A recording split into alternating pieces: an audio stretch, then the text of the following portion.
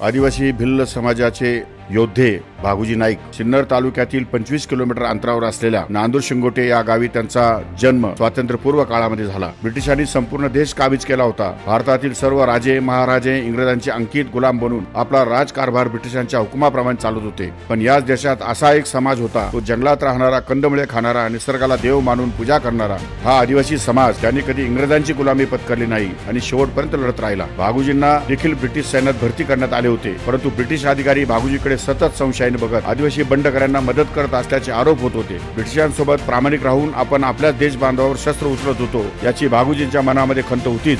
शेवटी देशाला स्वातंत्र्य मिळावे ही प्रत्येक देशवासियांची ध्येय होते। हेच ध्येय उराची बाळगून क्रांतीवीर भागुजी नाईकांनी बंडात उडी घेतली। 50 भिल्ल व महादेव कोळी बंडकऱ्यांना सोबत घेऊन आदिवासी बंडकऱ्यांचा दबदबा नाशिक नगर जिल्ह्यामध्ये कायम ठेवला। त्याचप्रमाणे नाशिक पुणे नगरचे रस्ते भागुजीने ताब्यात घेतले। सासखिंडीमध्ये इंग्रज व भागुजी नाईक यांच्यात लढाई झाली। त्यात भागुजींना मारण्यात आलेला हिनरी भागुजीच्या बंदुकीच्या गोळीचा शिकार झाला। आदिवासी जवान गोदातीरी धारतीर्थ पडला। तो दिवस होता 11 नोव्हेंबर 1859। अशा या पराक्रमी आदिवासी योद्ध्यास मी विनम्र अभिवादन करतो। अशा या आदिवासी क्रांती सूर्याला माझा त्रिवार मानाचा मुजरा।